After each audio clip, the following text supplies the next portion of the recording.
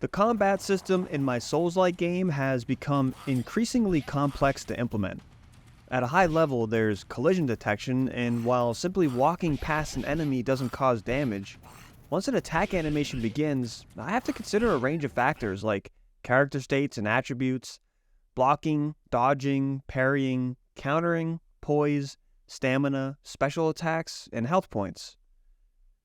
While engines like Unity, Unreal, and Godot use colliders, components, and nodes respectively for hit detection, GameMaker relies on object instances, sprites, and collision masks. A single instance can only have one collision mask at a time. This means the collision mask used for platforming and environmental interactions has to be swapped out for an attack mask during the attack frames. Once the attack is over, I switch back to the default mask, all in the same game step. For example, let's say the player performs a roundhouse kick.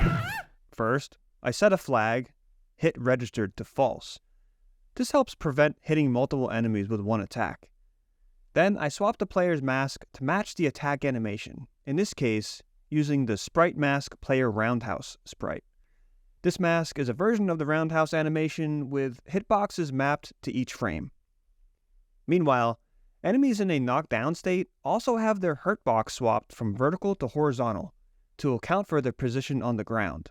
Once the masks are in place, I check for a collision with an enemy. If an enemy is already being hit by the player, say as part of a combo, I prioritize the enemy to avoid interrupting the sequence with another nearby enemy. After identifying the target, I process the attack based on several conditions including but not limited to what type of enemy it is, the enemy's current state, and the player's current state.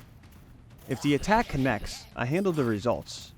Increase the player's special meter, applying knockback to the enemy, setting the enemy's new state, reducing its HP, and determining whether it's dead. I also trigger visual and gameplay effects like screen shake, hit stop, flash effects, damage text pop-ups, and of course, play sound effects. If the enemy had been blocking or had poise, or if this was a post-parry counterattack, those factors are also taken into account. Finally, after processing the attack, I reset the player and enemy's masks to their default states so they can resume normal platform collision detection. As you can see, each attack involves a lot of moving parts, and the complexity grows with every new feature added to the system. If you want me to take a deep dive into the code in a future video, let me know in the comments below. Meanwhile, feel free to subscribe, and I'll see you in the next one.